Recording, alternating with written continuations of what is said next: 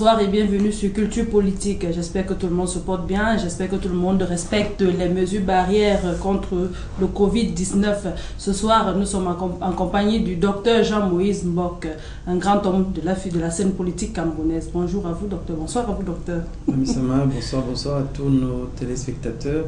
Effectivement, que les mesures barrières soient respectées, que toutes les mesures qui ont été dictées par le gouvernement et même l'OMS soient fortement respectées pour le bien des uns et des autres. Okay.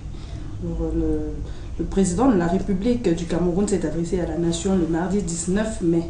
Qu'y a-t-il à retenir de ce discours? Il a parlé pendant 19 minutes. Un 19 mai? Un 19 mai. Et on garde en mémoire les 19 mesures qui ont été récemment édictées. En fait, le message du chef de l'État, s'il faut le décortiquer mot par mot, il est quand même assez dense. Il est assez dense parce que dans son message, on trouve, si vous voulez, plusieurs interpellations. La première interpellation, je suis vivant. Mes chers compatriotes, soyez rassurés, je suis vivant. Deuxièmement, tout ce que le chef du gouvernement a fait, c'est moi qui ai demandé de le faire. Troisièmement, on a jasé dans les réseaux sociaux que les décrets, fausses signatures, machin. C'est moi qui ai signé. Je suis debout, je suis en forme, je me porte bien. Mais je choisis mon combat. Mon combat n'est pas à la publicité ou à l'agitation, mais c'est plutôt à l'action. Mais une action dans le retrait, une action dans le silence. Donc en fait, le chef de l'État dit, je n'ai pas seulement demandé aux autres de respecter les mesures barrières, moi-même je les ai respectées parce que je suis resté confiné. Ça c'est ce qu'il faut déjà prendre comme premier message. Deuxième message, il fait une interpellation globale. Il a interpellé les hommes d'église, la société traditionnelle, les chefs et toutes les autorités pour leur dire attention, cette crise est nationale. Ce n'est pas une affaire d'un parti politique, et il a dit, ce n'est pas une affaire d'un parti politique, c'est une affaire nationale et tous les Camerounais doivent prendre conscience que cette affaire n'est pas un amusement. Maintenant, d'autres choses ont été dites qui sont un peu plus dures à avaler. La question économique, avec tout ce qui se passe, et qui est évident, pour qu'il y ait des entrées, il faut qu'il y ait des échanges, parce que les ports sont fermés, les aéroports sont fermés, et nos produits, nos ressources minières ne peuvent pas être aisément vendues, notamment le pétrole et autres. Ça réduit les prévisions qui avaient été faites, parce qu'il faut dire qu'un budget, ce n'est pas sur les avoirs, c'est sur les prévisions. On prévoit de vendre le pétrole à $60, on se retrouve à le vendre à $20, ça fausse quand même les prévisions à la base. Donc il dit aux Camerounais, je ne vous demande pas de serrer la ceinture comme dans ces années compliquées, les années 90, mais il faut tout faire. Je crois même en filigrane. J'ai entendu en filigrane, ceux qui peuvent prier, prier. Ceux qui doivent prendre les mesures, prenez les mesures. Mais cette affaire ne peut pas durer, parce que si elle dure, tout le monde va partir. Il ne faut pas que cette affaire dure. Et puis aussi, il a touché le volet politique. Il y a des questions qu'on ne politise pas. Il ne faut pas... la vie d'un être humain n'est pas à amener sur la scène politique. Fût-il un chef d'État ou ainsi de suite. Il ne faut pas jouer avec la vie des gens. La vie des citoyens n'est pas un amusement. Quand on fait un appel à la contribution, c'est des contributions légales et non illégales.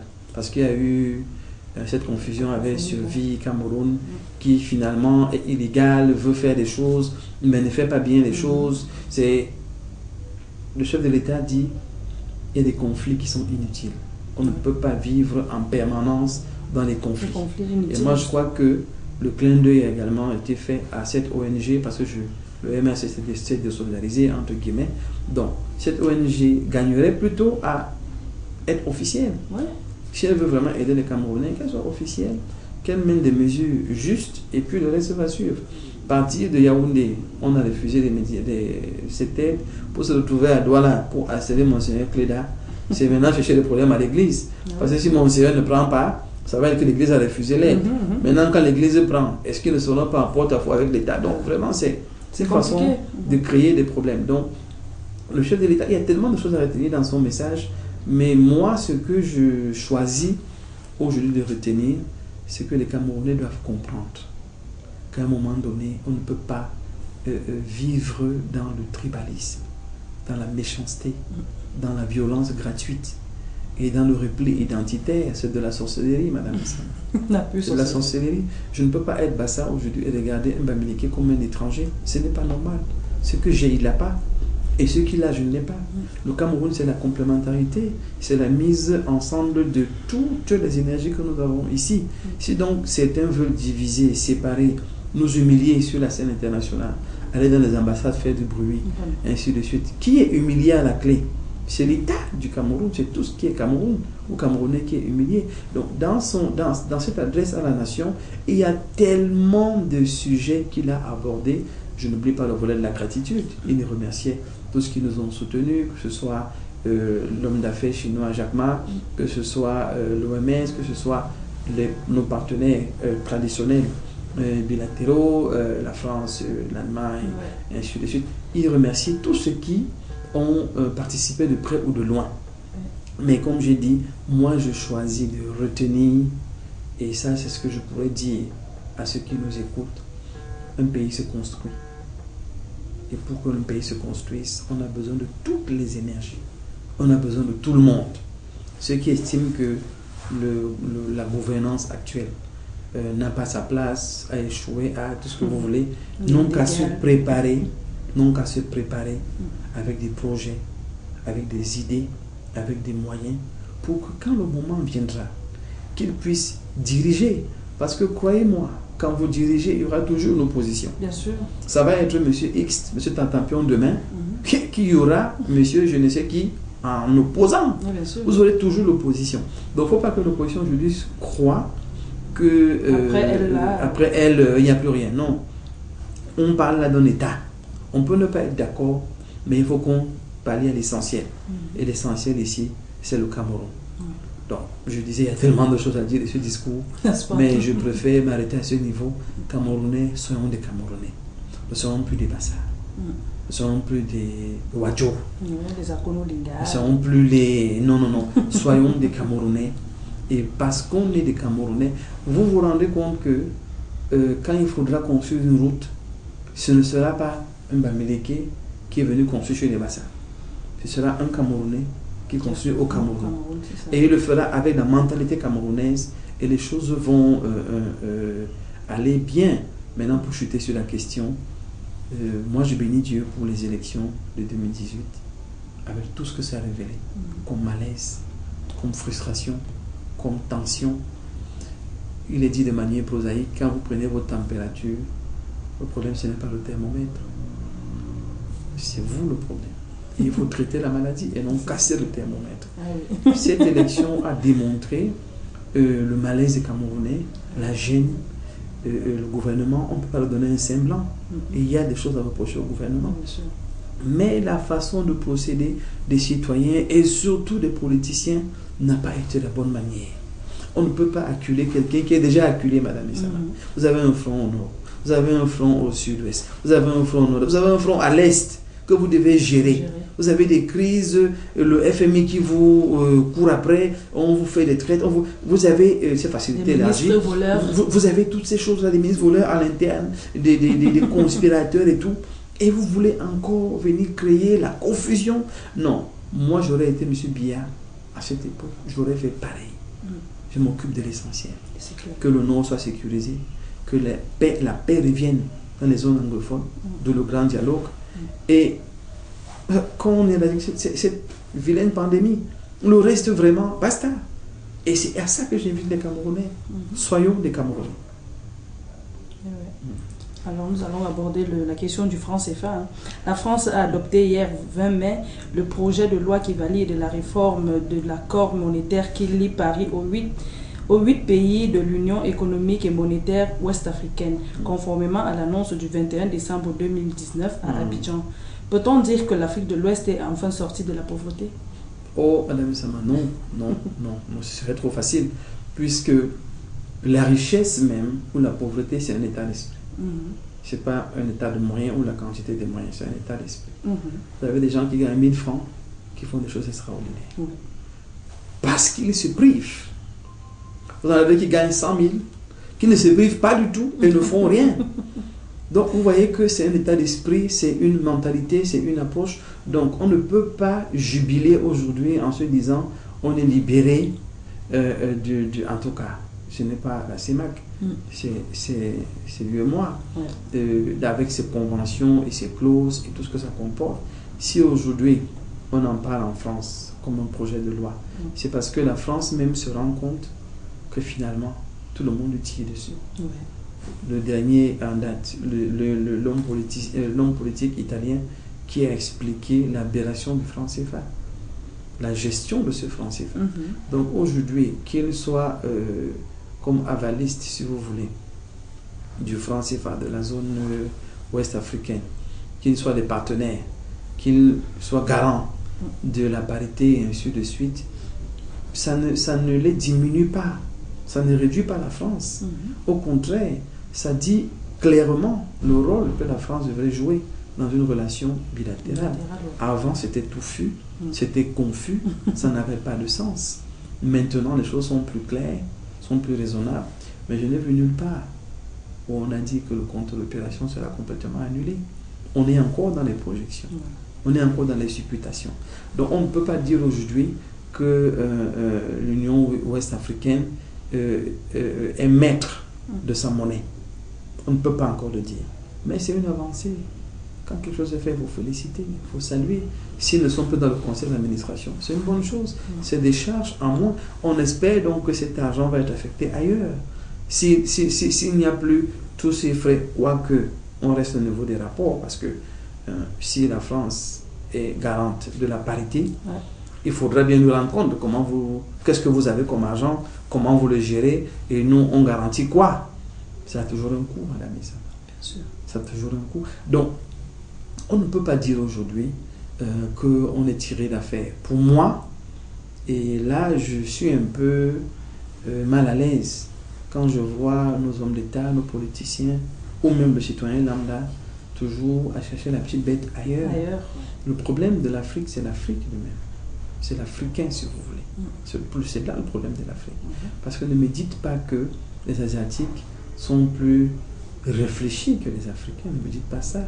Ne me dites pas que le monde arabe, même à côté, Dubaï s'est construit quand, madame Issa? Sous nos yeux. Sous nos yeux. Pendant que les États africains, avec le Dubaï, se construit dans la découverte progressive de ses ressources, notamment le pétrole. Mais on n'avait pas découvert et il n'y avait rien. Alors, des choses simples peuvent se faire avec des gens qui sont simples. Le problème en Afrique, c'est que nous avons beaucoup de leaders qui ne sont pas simples. Le problème, il est là. Beaucoup ne sont pas simples. Soit ils sont parachutés pour être là, par on ne sait qui, je ne peux accuser personne. Et parce qu'ils sont non parachutés, ils sont redevables. Ça fait donc que parce qu'ils sont redevables, tous les projets, est-ce que vous vous imaginez qu'en fait, il est question pour un État d'avoir une projection holistique de son développement? Il faut une projection, même panoramique si vous voulez, de manière simple. Dans 2 ans, voilà ce qu'on souhaite avoir. Dans 5 ans, voilà ce qu'on souhaite avoir. Si donc vous ne parvenez pas dans votre État à avoir des experts qui vont réfléchir localement, pour la localité, vous appelez des internationaux qui viennent réfléchir pour vous.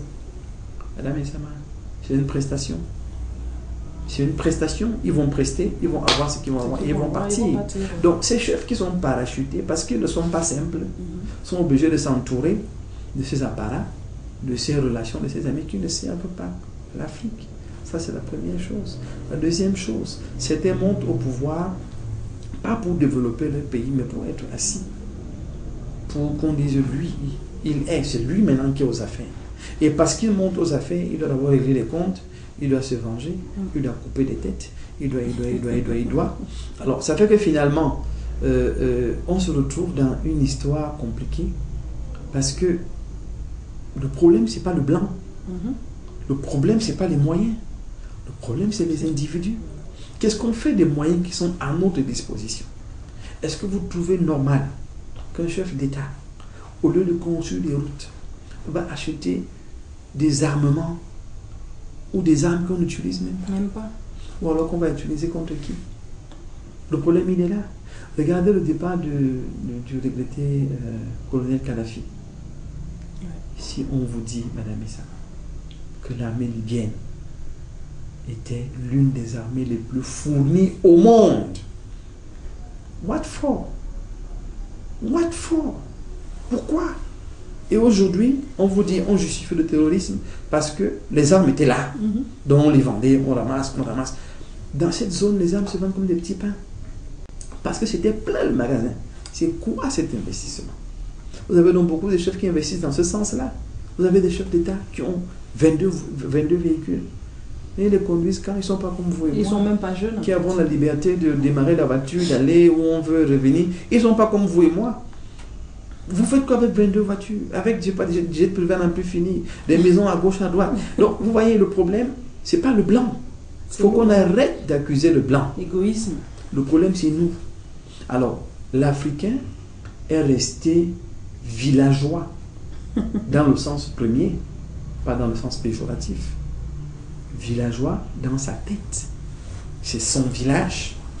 Et vous savez que quand on dit mon village, c'est ma maison, ce sont mes enfants, c'est ma famille, ce sont les miens.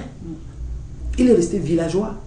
Et parce qu'il est resté villageois, il croit que parce qu'il mange bien, son frère mange bien, sa soeur mange bien, sa mère mange bien, alors tout va bien. Et parce qu'on est resté villageois, on n'arrive à rien construire. Mais si on rentre dans une logique de développement communautaire, on a une approche concrète en termes de sondage des besoins des uns et des autres, des attentes des uns et des autres, et qu'on y réponde de manière directe, on va atteindre les objectifs. Donc on laisse, qu'on n'essaie pas de venir jubiler pour revenir dans le sujet en disant que non, comme la France a dit qu'on vous laisse avec votre écho, ça veut dire que tout va bien. Non, rien ne va. Rien ne va pas. J'ai même l'impression que ça sera même plus grave. Certains ne seront pas d'accord avec moi, mais ça sera même plus grave. Parce qu'au moins quand c'était contrôlé, on peut faire n'importe quoi. Maintenant, entre villageois, qui va contrôler qui? Bon, je dis ça, je dis rien. Et quel avenir pour le franc CFA dans la zone CEMAC? Les chefs d'État l'ont dit, ils sont en conclave, ils échangent, et ils vont communiquer. Donc quel est l'avenir? C'est l'avenir qui sortira de cette communication qu'on va leur donner. On peut nous dire qu'on choisit de rester avec la France. C'est un choix qu'ils auront opéré. On avait une question de choix. Ils peuvent décider de sortir comme lui et moi. Et sous quelles conditions? C'est tout ce qu'il faut voir maintenant. Tout ce qu'il faut voir. Parce que on ne le dit pas souvent aux citoyens, mais il faut savoir que les échanges économiques ont quand même certaines bases, notamment le marché. Si la France, vraiment je dis ça comme ça, tout de coup, est la nation qui consomme en premier notre cacao, donc c'est lui notre marché, il ne sera difficile de lui fermer la porte au nez. J'ai dit ça comme ça, mais ça peut se vérifier sur le pétrole et sur toute autre chose. Donc, moi je pense que les chefs d'État d'Afrique centrale prennent le temps, mais prennent le bon temps pour bien réfléchir et poser l'acte qui va être salutaire. Le Nigeria, on s'est moqué de cette nation il y a 20 ans parce qu'ils avaient le naira, la monnaie locale, qui ne valait rien à l'extérieur, mais qui valait tout son pesant d'or à l'intérieur. On s'est moqué d'eux, mais aujourd'hui, quand on parle du naira, c'est respect. Parce qu'avec le naira, ils ont développé l'industrie. Avec le naira, ils ont développé les services. Avec le naira, ils ont fait des partenariats clairs. On ne vient pas comme nos opérateurs téléphoniques qui viennent ici être les boss et les rois. Non, au Nigeria, ce n'est pas comme ça.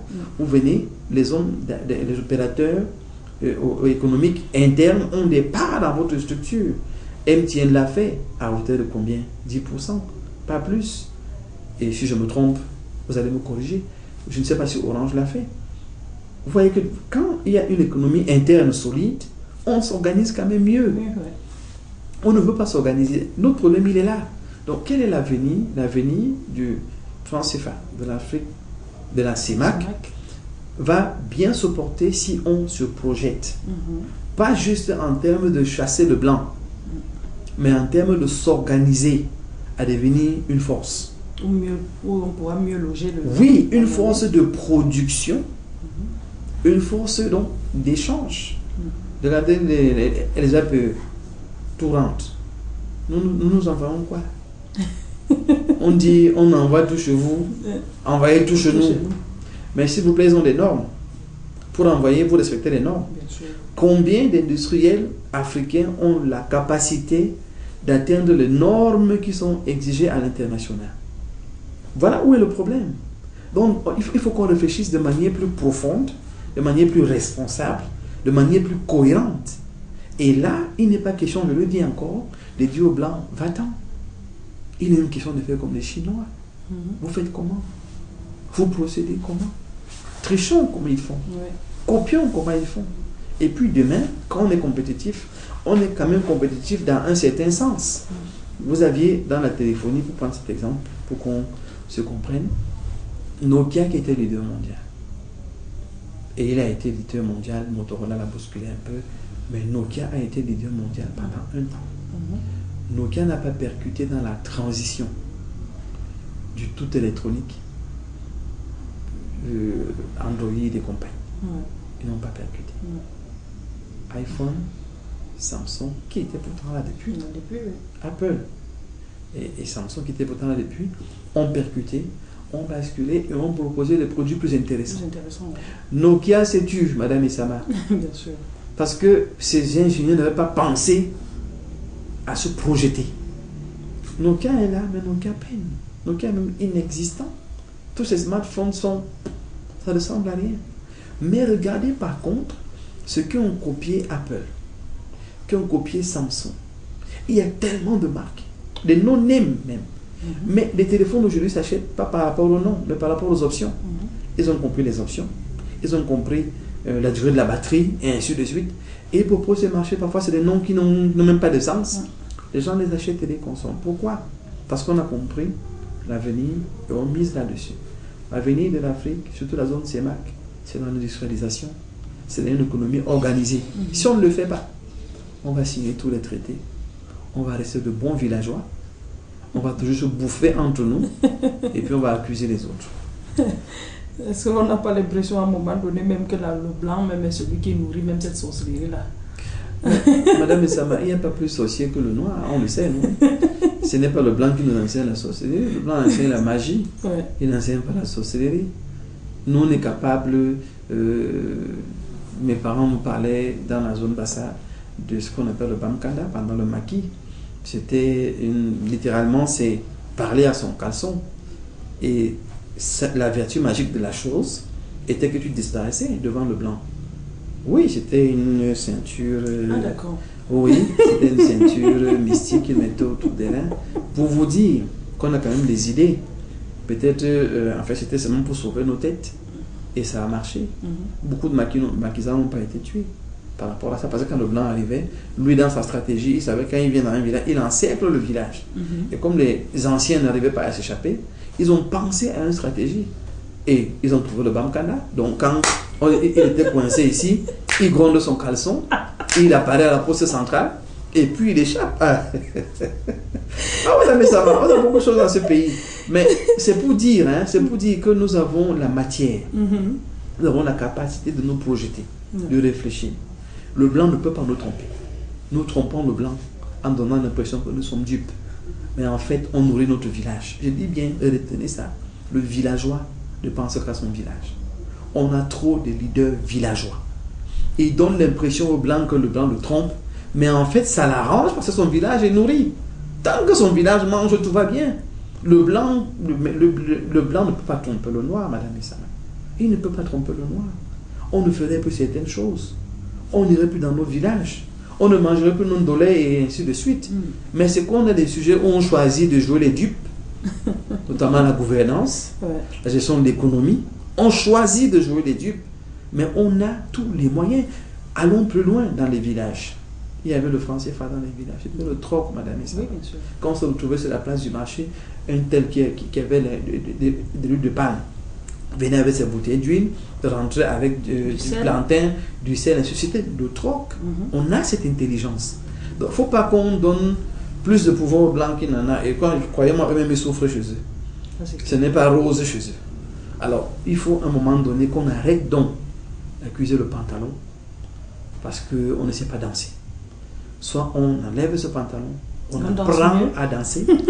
Si on ne sait pas danser, on apprend à danser. Si on sait danser, on danse mieux, mais qu'on laisse ce pantalon en paix. Ce n'est qu'un morceau de tissu qu'on choisit de porter ou de ne pas porter. Oh, d'accord.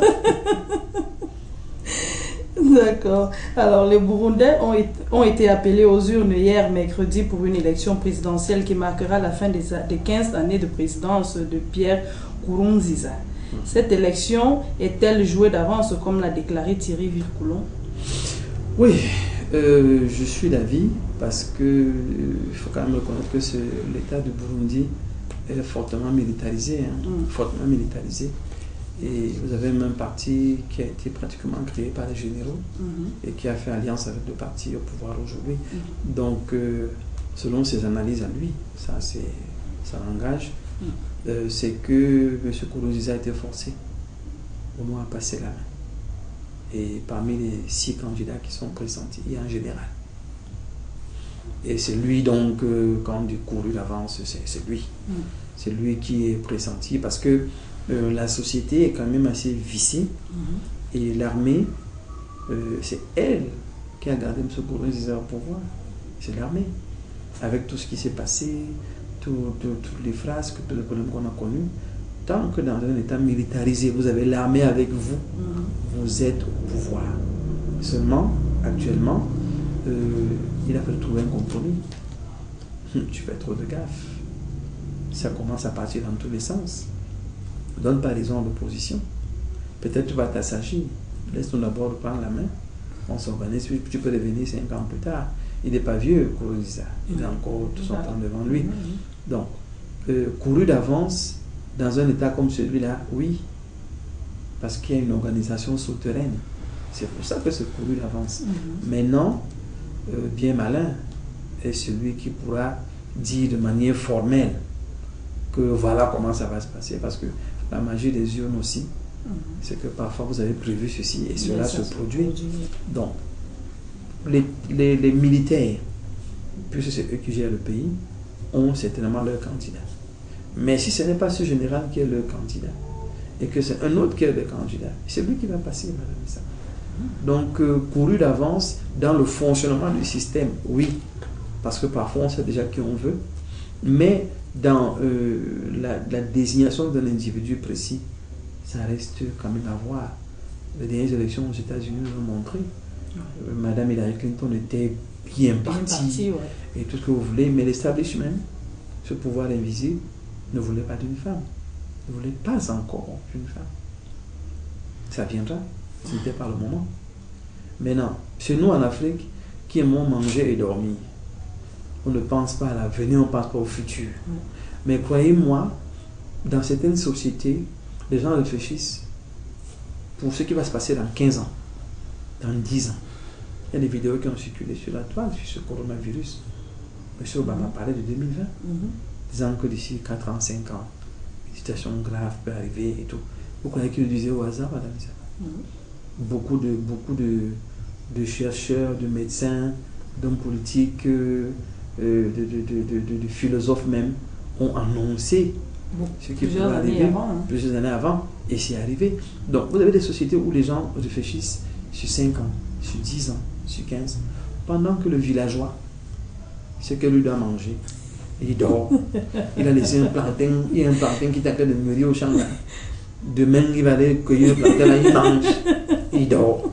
Donc, il ne réfléchit pas sur comment faire sa route, et c'est le villageois, madame Essama, qui ne pense pas à la route, mais qui pense à une voiture qui est tellement grande qui va menacer la route. Mais vous voyez, il ne pense qu'à lui. Parce que ce n'est que sa famille qui peut monter dans cette voiture. Le voisin lambda ne montera jamais. Donc, vraiment, le Burundi reste une énigme, comme beaucoup de pays en Afrique. Il y a un establishment, certainement, qui tire les ficelles. Les faiseurs de pouvoir, comme on les appelle. C'est eux qui sauront qui va passer en ce moment-là. Attendons le deuxième tour. On verra ce qu'il en sortira. Mais pourquoi pourquoi on ne peut pas avoir une élection vraiment transparente? Pourquoi on ne laisse pas le peuple choisir son homme lui-même en Afrique? La transparence est une notion relative, Madame Issa. C'est quoi la transparence? C'est peut-être par là qu'il faut commencer. D'aucuns diront que c'est faire des choses comme elles doivent être faites. D'aucuns vous diront que c'est quand même essayer de voir clair à la distance. Et ainsi de suite. On peut donner plusieurs significations à la transparence. Et n'oubliez pas que la signification parfois se donne sur la base de la position sur laquelle on se tient. Le verre à moitié vide ou à moitié plein. Donc, l'establishment va vous dire que la transparence, c'est qu'on perdure. C'est qu'on soit là. C'est que notre volonté soit faite. C'est ça la transparence pour eux. Le fraudeur vous dira que la transparence, c'est que son coup marche. Il vous frappe à vue. Vous confirmez le code, comme diraient les jeunes. Vous êtes là, on vous frappe et vous voyez, et j'ai été transparent. Si vous l'amenez au commissariat, mais comment? Mais j'ai emballé ta chaussure devant toi, je te l'ai remise. Mais pendant que tu cherchais l'argent dans ta poche, il a mis le plastique derrière. C'est dans la transparence. Il vous dira qu'il a été transparent. Vous ne saurez pas dire comment ça s'est passé pour que vous ayez des vieux morceaux de tissu au lieu de pantalons que vous avez achetés. Donc la transparence est une notion vraiment relative. Maintenant, croyez-moi, les intérêts des uns ne sont pas forcément les intérêts des autres. Ça, c'est clair. Vous parlez comme vous parlez parce que vous êtes dans un cercle. Le cercle normal de la vie. Vous en avez qui sont dans d'autres cercles. Des cercles ésotériques. Des cercles illogiques. Des cercles d'une logique à part. Et tout ce que vous pouvez imaginer. Donc la transparence, à ce moment donc, sera définie selon le postulat des uns et des autres. Ils vous diront qu'ils sont transparents. Donc en Afrique, j'insiste là-dessus, on est resté des bons villageois. Et il faut qu'on se projette sur la question de développement notamment. Si on travaille sur les questions de développement, la gouvernance va aller de soi. Mais si on ne sait pas où on va, et les gens qui sont là vont tout faire pour se maintenir, bien sûr, pour bien manger et pour bien se porter. C'est tout. Alors, est-ce qu'il n'y a pas d'élection transparente en Afrique? Dans certains pays, oui. Une élection transparente dans la logique du peuple. La transparence selon le peuple. Il y a une transparence selon ceux qui sont là, ceux qui tirent les ficelles. Et leur transparence, c'est qu'ils durent le plus longtemps à cet endroit-là. C'est ça leur transparence. Donc, cette question, la transparence en Afrique, moi je dirais plutôt sortons du village, pensons développement, pensons legacy, pensons héritage, pensons les autres, et croyez-moi, nous allons être nous-mêmes différents. Et cette différence va rejaillir sur notre quotidien, notre façon de faire, notre façon d'être. Est-ce que vous savez qu'il y a des gens qui jettent la nourriture chez eux? Oui, bien sûr. Pourtant le voisin n'a pas à manger.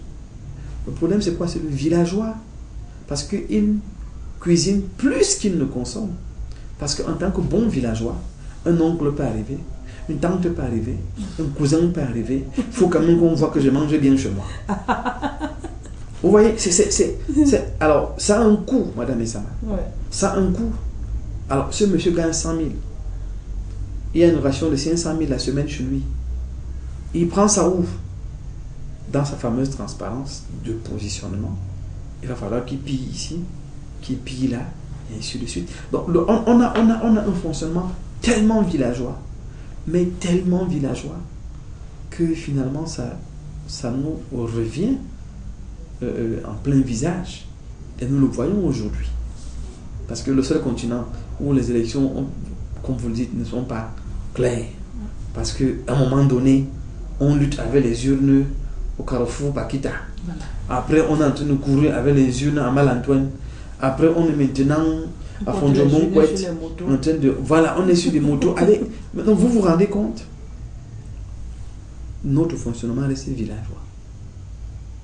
C'est le villageois qui dit que je n'ai pas peur de mourir. Parce que où je suis là, je suis avec les microbes, les asticots, les souris, les animaux sauvages. Ils ne m'ont pas tué. Donc, qu'est-ce qui va me tuer? Je vois mon vin de palme le matin quand je me lève.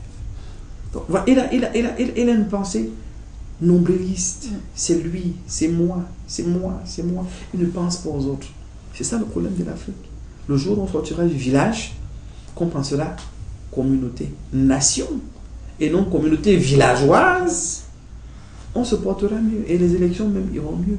Parce que si moi j'estime dans un projet politique, j'ai voulu être candidat aux dernières élections, mais quand je regardais les programmes politiques qu'il y avait, je disais il y a de la matière quand même.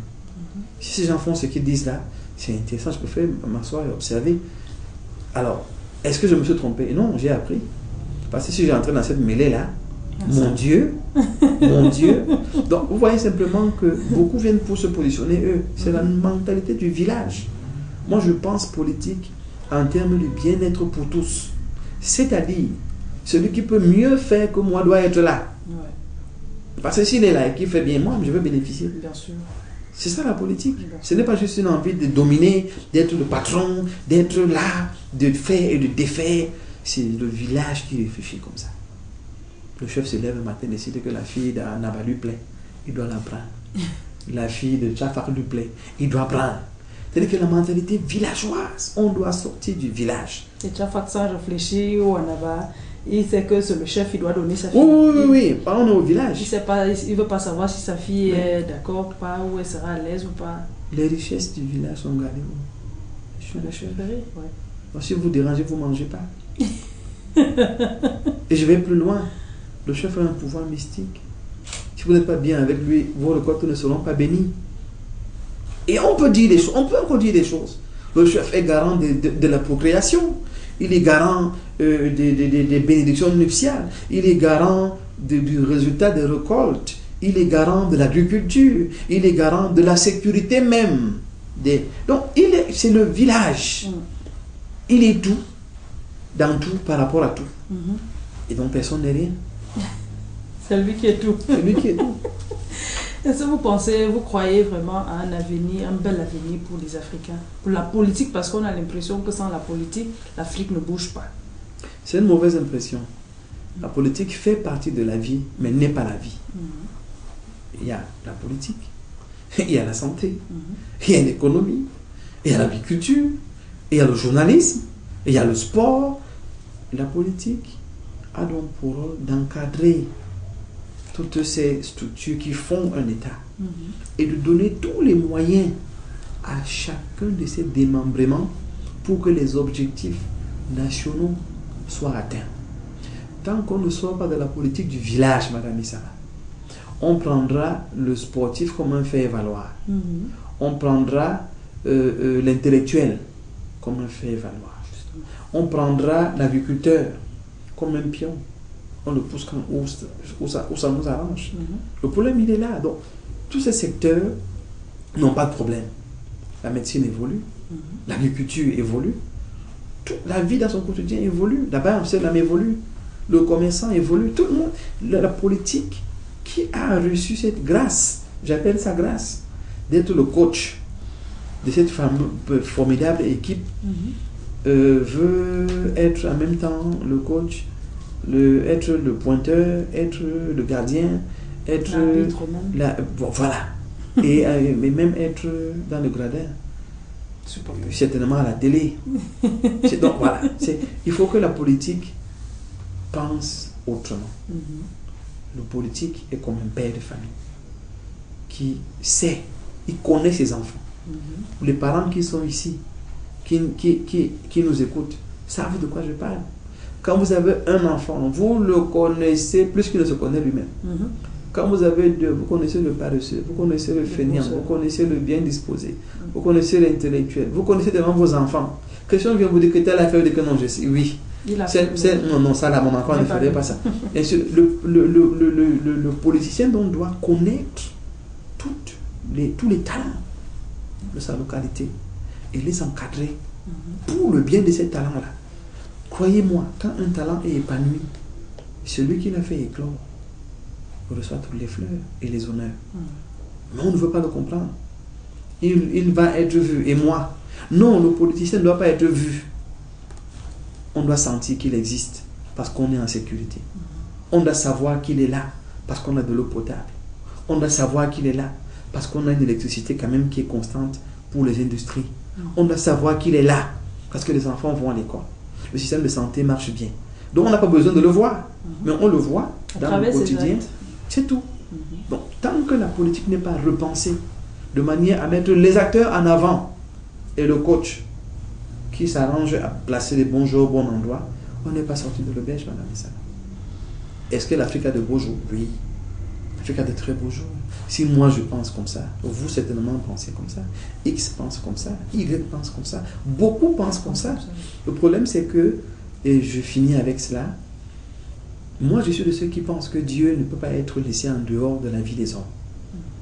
Il faut intégrer Dieu. En intégrant Dieu, donc ça veut dire qu'on prie, ça veut dire qu'on lui fait confiance. On ne trempe pas les mains dans le sang, dans la destruction des gens et ainsi de suite. Satan n'est l'ami de personne.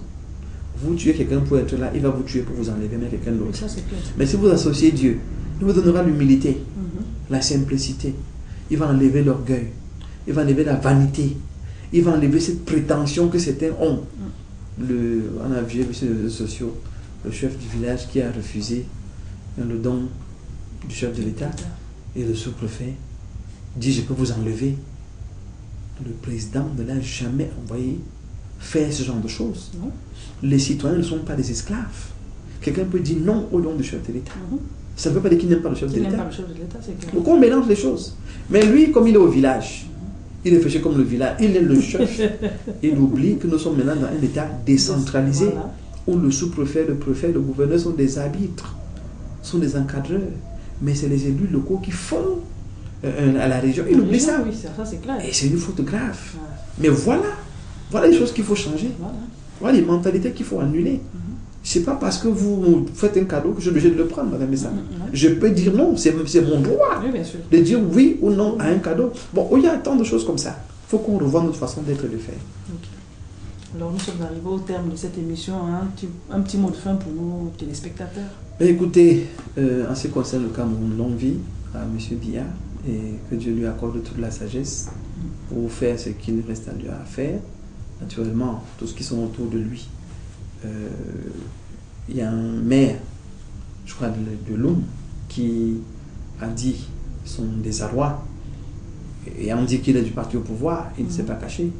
Il a refusé de boycotter, mais de dire la vérité, afin que nul n'en ignore. On parle de 40 millions à 1 million.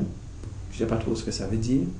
Et voilà, il faut que les gens soient responsables. Vous voyez, on accuse le blanc. Les ministres accusent le chef de l'État. Ou alors, l'Espagne accuse le chef de l'État. Les gouverneurs et autres font accuser le ministre, et ainsi de suite. Cette chaîne est ridicule. Il faut que les gens arrêtent. Vous êtes à un poste de responsabilité. Assumez vos responsabilités. Vous n'êtes pas prêt à les assumer. Laissez une autre personne venir faire le travail. Et puis, le pays va mieux se porter. Je crois en l'Afrique. Je crois en chacun de nos leaders, chacun de nos potentiels. Nous sommes en train de nous responsabiliser, pour ne pas dire séparer ou casser. Responsabiliser vis-à-vis des autres. Il faut donc qu'on le soit véritablement. Parce que tôt ou tard, on aura les mains libres. Qu'est-ce qu'on fera? On mettra les mains dans la poche ou dans la marmite au lieu de mettre dans le cambio pour développer. Alors, c'est ici que s'achève l'émission Culture Politique de ce jour. Bonne soirée à tout le monde. Protégez-vous contre le Covid. Soyez prudents. Confinez-vous au maximum. À très bientôt.